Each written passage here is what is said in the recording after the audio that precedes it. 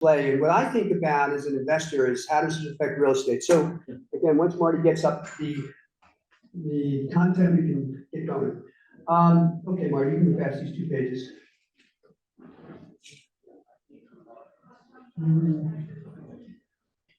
It takes a while. It has to go through the cloud and come back. Okay, I have a thumb drive. Okay, yeah, that's good. Stay there.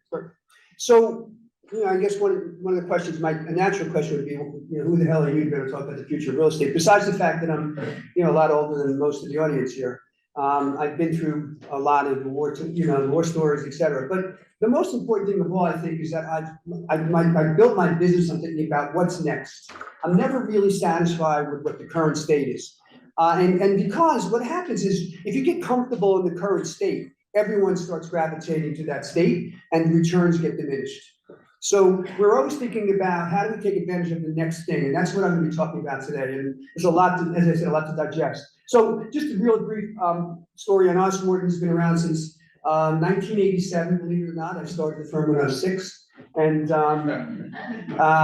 we have been fortunate in our career to invest a fair amount of money. We've had some pretty significant partners as institutions, as well as high net worth and families. We are a sponsor in transactions, so we're not allocators. We don't give money to others to execute. We are the guys who execute, and I won't do it any other way. And so we're vertically integrated. All right, Marty, next.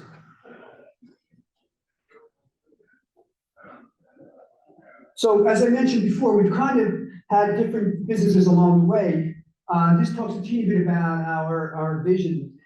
When I started, I was in Wall Street in 1988, started a for-sale housing business, and we were a pioneer in developing what's called lifestyle communities, so amenity-rich communities that had clubhouses, et cetera. Today, that's obviously a big theme in multifamily and in housing.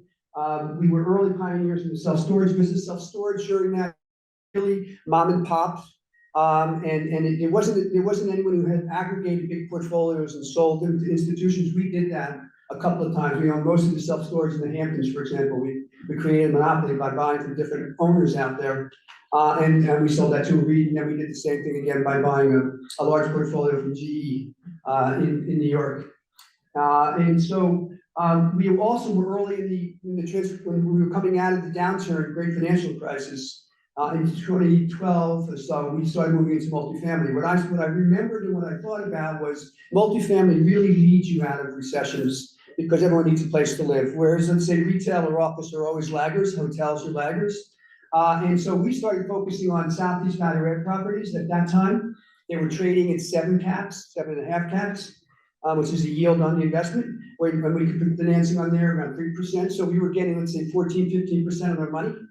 We went ahead and bought about 7,000 units during that time. And we wound up selling them in around 2016 and 17. Something hit me out of nowhere. And again, I say that facetiously because I'm a voracious reader. So it was the accumulation of things that are kind of acquired in my head. We moved our money into industrial, which I'll talk about at the tail end of this discussion today. But to me, industrial still presents the greatest opportunity in real estate and will so for the next 10 years, at least as far as I can see. All right, Marty, next.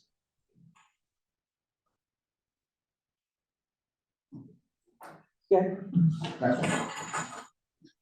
So this is a complex question, obviously, but what I know for a fact, we're not going back to zero interest rates so fast.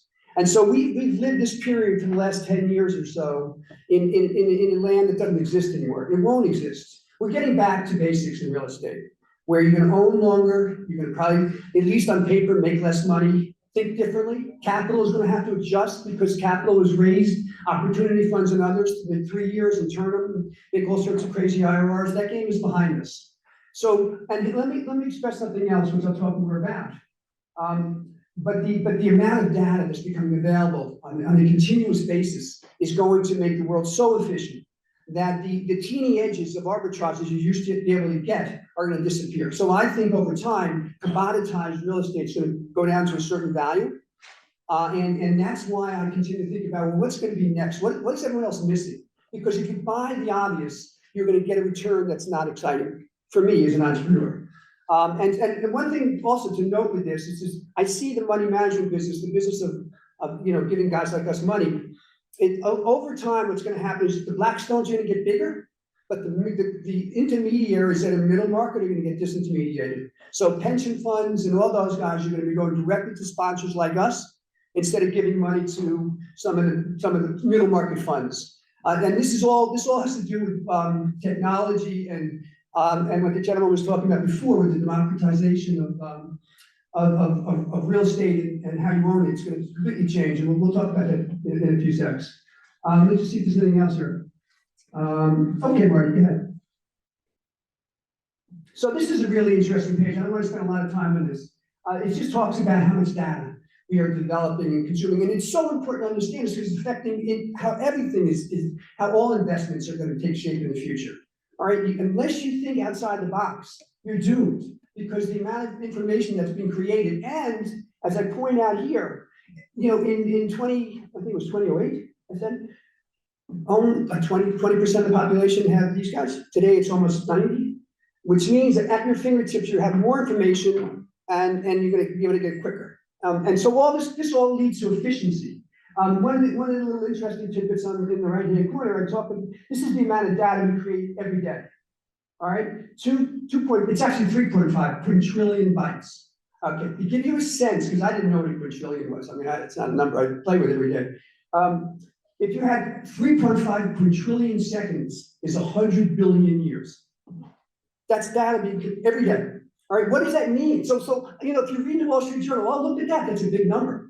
What I think about is, well, what does that mean? Well, I can tell you one thing: data centers are going to be thriving.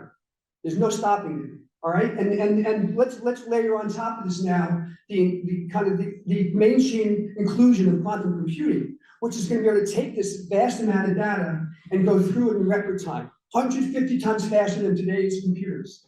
So we're going to move into a world where we're going to have more data and faster ability to digest it.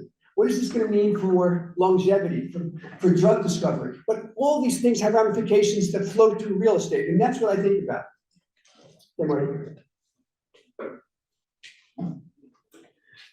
I'm going to have to step over. Is there a way to take this mic? I'm not sure if the camera's gonna, well, it doesn't really matter. Screw it. Just listen like this. So we're going to move really fast because this is a lot of stuff to digest. I'm going to go through this quickly. E-commerce is you know, one of the interesting things I love reading about. Oh, look at that! Amazon's no longer, you know, taking warehouse space. It's the biggest joke in the world. First of all, they are. Second of all, today we are about 15% penetration rate of e-commerce divided by total retail sales. 1.5. Europe is 30. We will be 30 within the next 5 years, according to Forrester, which is a big research firm. That's 750 million more square feet of industrial we're going to need just for e-commerce. All right, now, what else is happening in the world? How about the fact that we're manufacturing more goods on our planet, in the United States now? What about all the incentives the government is providing for electric vehicles, for lithium-ion batteries? These all require industrial. There's going to be housing. You know, all these things are coming into play. That's why it's so important to follow these trends, because it affects a lot of the things I'm talking about. Obviously, brick and mortar, we all know, is suffering, but you can't just blanketly say brick and mortar is dead. It's not. Neighborhood shopping centers that deliver essential services are thriving, and they're great acquisitions if you can find them. I love universities. Universities are an incredible amount of IP, intellectual property being developed there. They're learning how to monetize this. But what's happening in universities, people are moving around them. Older people, younger people, they want to stay around that environment. There's lots of jobs, lots of interesting things going on, arts.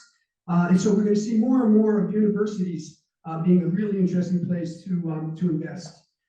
Secondary, like obviously people are moving to the exurbs, secondary cities, Bozeman, Boise. You know, these places are going to continue to flourish in the years ahead, and they're going to be places where people go full time.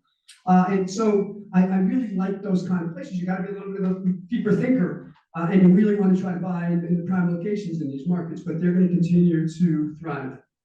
Obviously, what's going on with demographics, seniors getting older, millennials, you know, rising into the real prime of their lives.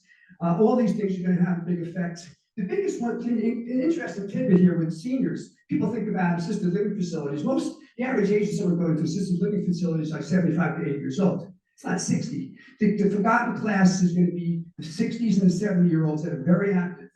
And developers are just starting to catch on to this, that this group, which is intelligent and has money, is looking more than just for, regular place to live.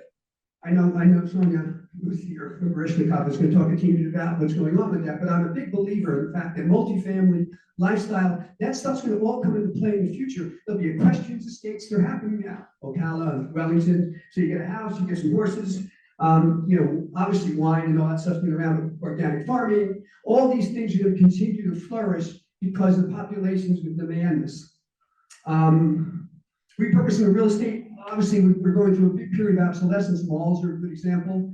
I continue to think these guys are going to be, be looked at.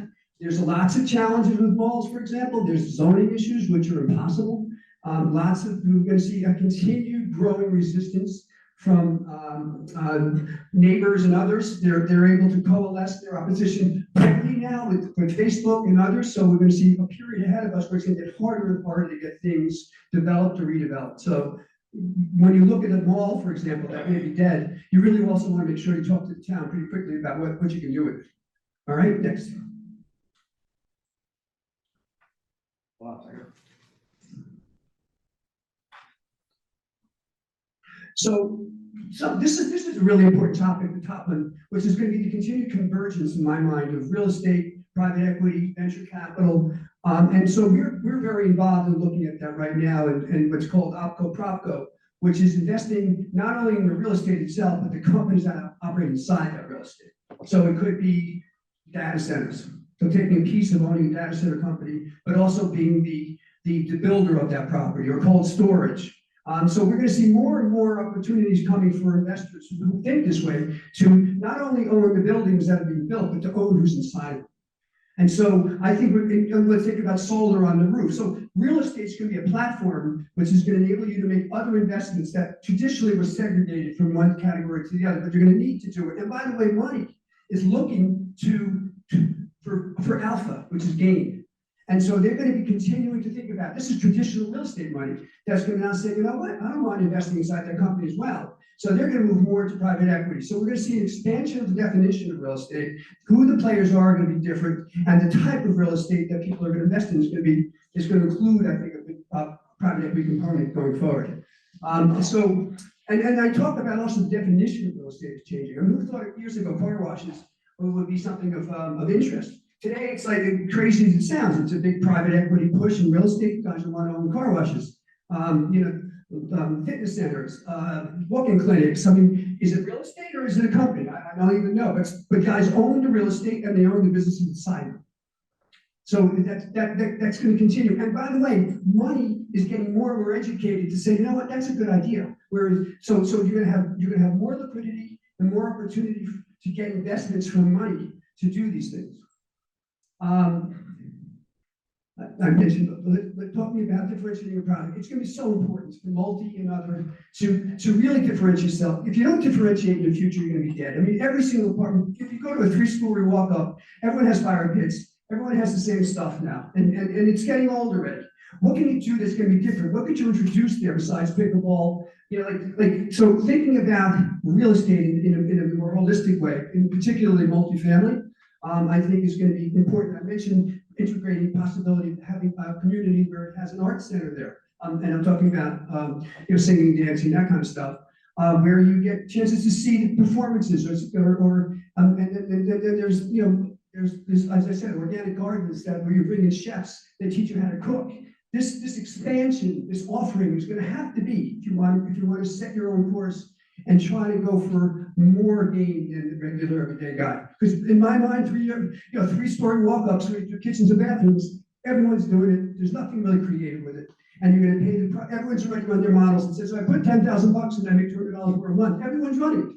So I question how ambitious you are about what you can sell for down the line and what your growth rates are. So it's a really commoditized approach, in my opinion, to investing.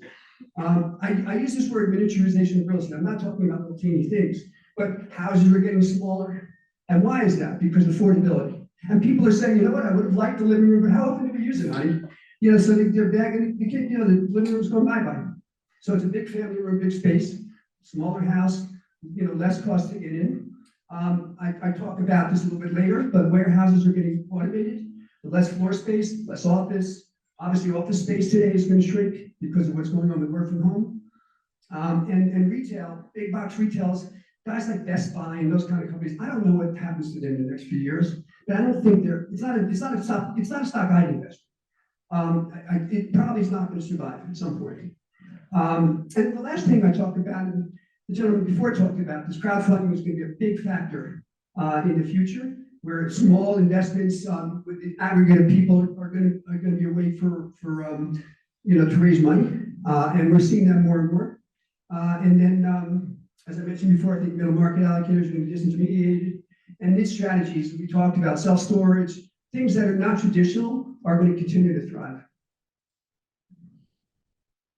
Next. This is really a new phenomenon. This is Somebody turn on the machine and needs to turn off their microphone. hello? Okay. So before our eyes, the government is pouring an enormous amount of money into things like clean tech, into chips. We're just starting to see the fruits of what's going on. Places like South Carolina, where Volvo has plants. The amount of companies that are coming around it because they're consultants too, they're like manufacturers too, they're suppliers too, is creating an enormous ecosystem. And I'm a huge believer now in trying to think about where Columbus, Ohio, big chip plant going on there. I mean, think all the businesses that feed off that plant, and these are big plants. And the reason why they're building them is because the government's giving them money to do it, right? Solar, lithium ion, this is all government money that's helping make these things viable. So I'm looking for cities like Mesa, Arizona. You probably don't even know where Mesa, Arizona is, but it's east of Phoenix. It is an enormously interesting place where there's 5 or 6 data centers. Also, all the social media companies have data centers there. You have 2 huge chip plants, Intel and Taiwan Semiconductor building $10 billion plus plants. Think about all the companies that are required to service those plants. Dexcom is there, Boeing is there. So all these new age companies are starting to gravitate to these kind of markets. And so I'm thinking about Austin, I'm thinking about these kind of cities, Nashville, big education, big healthcare systems. These are the cities of the future. And by the way, Michigan's interesting. Michigan with driverless cars, and obviously you have University of Michigan and a lot of schools up there. These are the markets that you need to be thinking about as we go forward. Marty?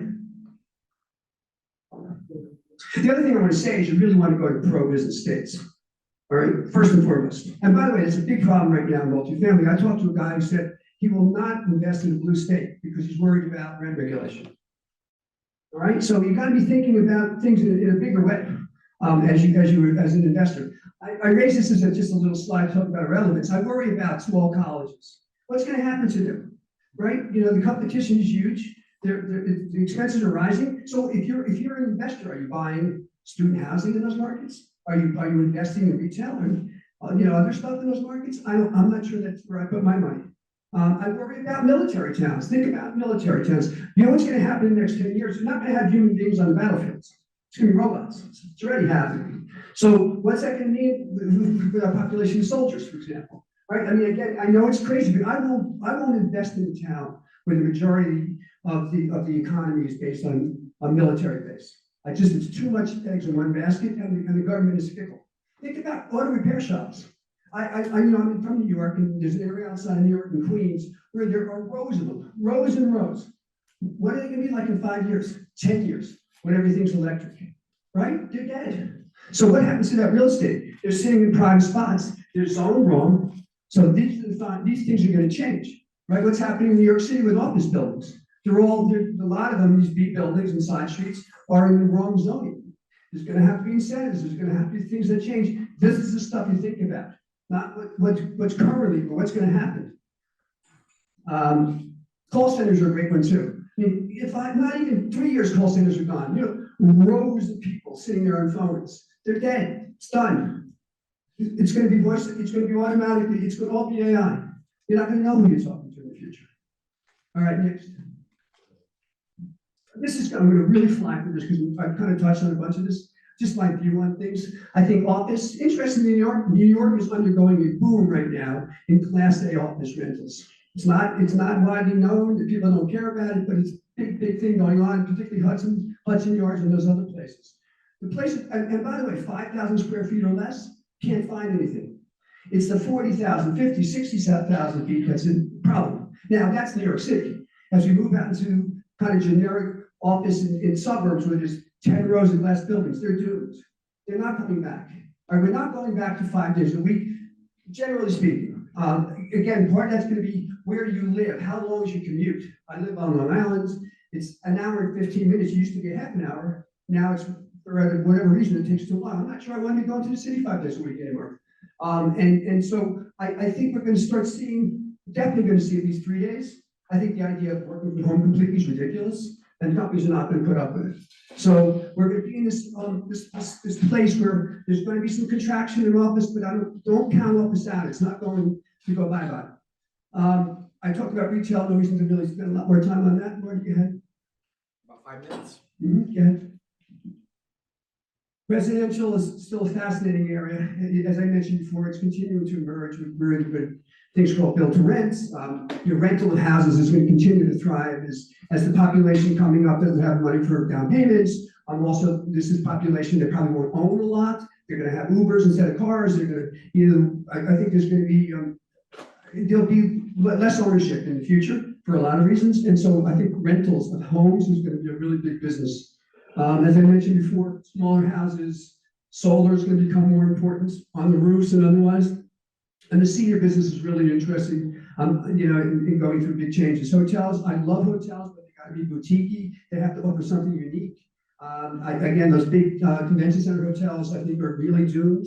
You don't need floors and floors of meeting spaces anymore. So, what do you do with that space? Leisure travel, we're going to see more and more people spending more time thinking about, particularly post-COVID, enjoying their lives and really wanting to go away. They're going to do that. They're going to go towards places that have interesting hotels. That's why I think that segment's fascinating. And I think you're going to see families travel together. They may not go to Europe. They may drive up to Montana and look at the animals. And then what I say here at the end is all these derivative kind of real estate plays, data centers, storage, mobile home parks, production studios. This is all going to be big performers in the future as money continues to pour into them. All right, Marty, next. So of all classes right now, minor line industrial is really kind of where technology and real estate are colliding. This is a big slide unto itself. This is a whole lecture. But the bottom line is we're seeing more and more demand for industrial. And it's not just the plumbing supply house. It's now the guys that help chip manufacturers make certain types of components. There's a whole new breed of tenants who are coming into the market that's going to create more issues. Supply, we have an issue of supply coming right now in some markets because of overbuilding. That's going to go away. 25, 26, you're going to be a shortage of supply. And then after that, it's going to be you're going to see rents go back up. By the way, just as a general rule, I'm not as dour about where we are today in the economy. I think, as far as real estate, next year is going to be choppy, but not terrible. But after that, it's going to be, people are going to sit there and say, oh my God, I can't believe how fast this is corrected. So there's just too much money out there. And I think we're going to move into a world that people are going to start saying, okay, 3%, 3.5% interest rates are not so bad. So that's coming. And when it does, with the amount of capital sitting on the sideline, we're going to really zoom. And so, again, I don't want to spend a ton of time on this. There's technologies changing the way buildings are going to be built. You're going to be lower heights, more electric, more power, charging stations and all that stuff. Where are you? About 2 minutes. Yeah. Really fast. I mean, there's so many different types of industrial that continues to expand. Last mile, the properties close to cities. That's still a big thing. We're not going to want things delivered to us any slower. Let's put it that way. All right. So more and more effort is going to be going into how do I get things in people's hands faster and faster within 2 hours, within 4 hours. So that's the only way you can do it until you can make these things in your houses is by proximity to the population. So assets that are close to the populations are going to continue to thrive. Cold storage is a fascinating business, really interesting. Going through a big change right now. People they want different types of food. There's organic, ethnic, and where this stuff gets stored is the whole supply chain with cold storage is obsolete. It's going through a real change right now. Flex buildings are just the kind of the new world that we're going to be going into with clean tech and stuff like that. Lease packs, micro fulfillment. I mean, again, I'm trying to fast here, but these are reverse logistics. 1/3 of all purchases go back. How do they go? Who do they go to? Right? You need a warehouse. And by the way, it's gonna be complex. These are complex. When you think about when you buy something, you send it back in a tattered condition. How does this work? Where does it go? That whole industry is a monster industry. Go ahead, Marty. This is just a little bit about Wharton Industrial, which is one of our holding companies that we own. I have about 11 million feet, $1 billion plus a transaction. We formed this company in 2017, as I alluded to earlier. We built into a nice size company. I am completely sold, as I mentioned before, in industrial. We're very focused on data centers, which is kind of an offshoot of that. And I mentioned cold storage and traditional industrial. Go ahead, Marty.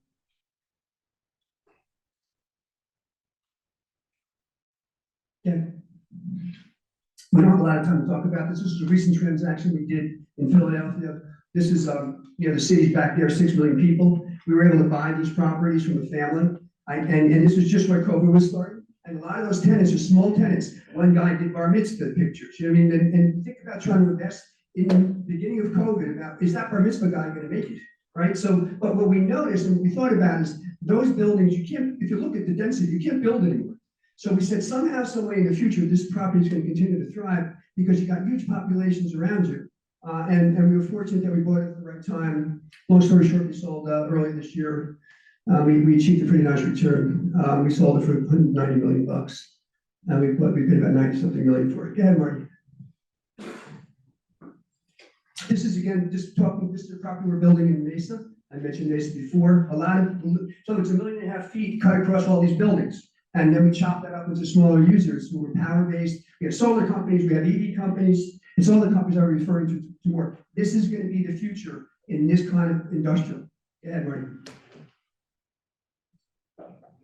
This is again an old warehouse we bought in Philadelphia. No one wanted it. It was, if you look at that, the bottom is what it looked like when we bought it. We completely changed it, but again, we're sitting on top of the city. And we were fortunate that we went in there, fixed it up, and Amazon took the building. Go ahead. This is a building we built outside of Atlanta. It was about 1 million square foot. We were fortunate again, Tommy was helpful that we leased that to Phil Sen-Usen, which is Tommy Hilfiger and Calvin Klein, for a 20-year lease. Okay. I think we're wrapping it up here because I know people are, go ahead.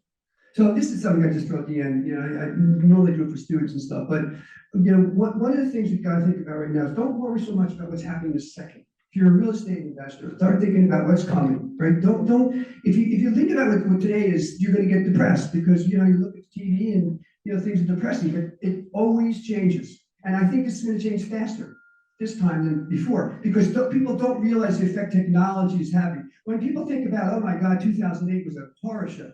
First of all, in 2008 there was not a lot of money that was ready to sit and jump in. In 2008, technology was just beginning. So you can't look at the past and say, oh, look how things work. I laugh at economists.